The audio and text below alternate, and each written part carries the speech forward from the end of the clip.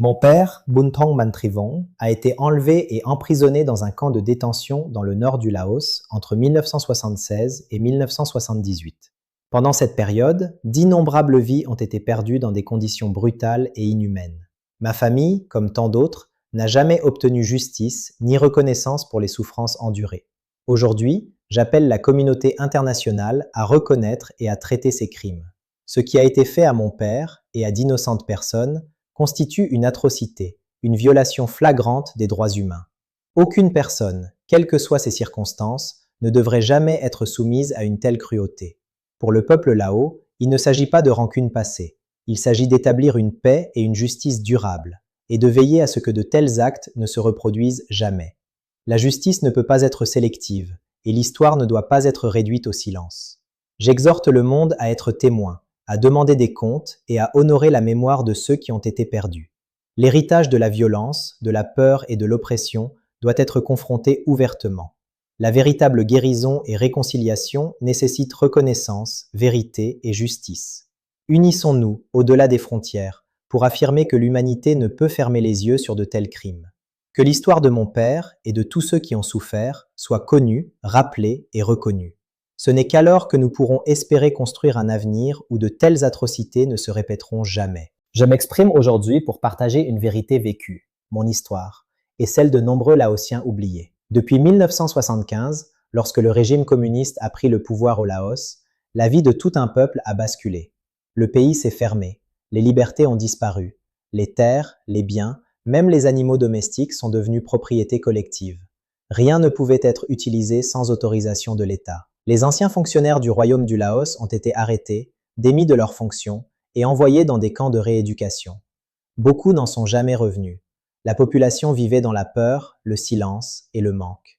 Les frontières étaient fermées, les déplacements interdits, la nourriture et les médicaments manquaient cruellement. En 1977, mon fils aîné est tombé gravement malade à cause de la malnutrition. Malgré mes appels répétés, les soins ont été négligés. Il est mort sous mes yeux. Peu de temps après, ma fille est morte elle aussi, faute de nourriture. Puis, en 1978, mon bébé de 4 mois est décédé dans des circonstances que je n'ai jamais pu comprendre. Perdre 3 enfants. Aucun mot ne peut décrire cette douleur. J'étais brisé. J'ai même pensé mettre fin à mes jours avec ma famille. Mais nous avons été arrêtés à temps. Un jour, une permission de 3 semaines m'a été accordée. C'était notre seule chance. Dans l'obscurité de la nuit, nous avons fui. Nous avons traversé le Mékong en secret, risquant nos vies, pour atteindre la Thaïlande. Dans un camp de réfugiés, nous avons attendu pendant des années. Malgré tout, la vie a continué. Un fils est né en 1981, une fille en 1983. Enfin, en 1986, nous avons été accueillis au Canada. C'était le début d'une nouvelle vie. Mais le passé ne s'efface jamais. Aujourd'hui, je parle pour ceux qui ne peuvent plus parler, pour ceux qui sont morts en silence, pour que le monde n'oublie pas.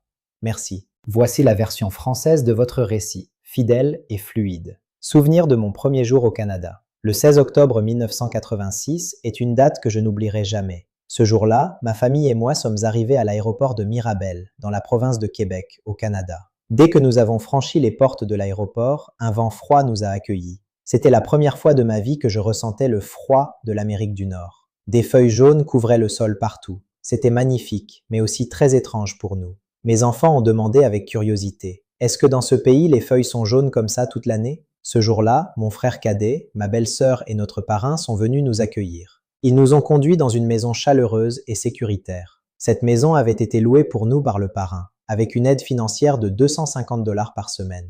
2 semaines plus tard, nous avons commencé à régler les formalités administratives, inscrire les enfants à l'école et chercher un service de garde pour nos 2 plus jeunes enfants. Ma fille aînée, âgée de 8 ans, a été inscrite dans une école francophone. Mon épouse a commencé des cours de langue offerts par le gouvernement et recevait également une aide financière pendant ses études. Cela m'a beaucoup surpris et m'a fait comprendre que c'était vraiment un pays développé. Pour ma part, je pouvais déjà parler un peu français depuis mon séjour au Laos, mais je n'avais pas encore de travail. Le parrain m'a conseillé de me reposer pendant 1 an avant de chercher un emploi. Mais je ne pouvais pas rester sans rien faire. Chaque jour, je sortais pour chercher du travail dans les commerces et différents endroits, tout en accompagnant mon épouse à l'école, car elle devait prendre plusieurs autobus. Pendant cette période, je ressentais à la fois de la difficulté et de l'espoir. 2 mois plus tard, j'ai vu une offre d'emploi affichée dans un hôpital et j'ai décidé de poser ma candidature. Incroyablement, une semaine plus tard, j'ai reçu un appel me demandant si je parlais français. J'ai répondu oui.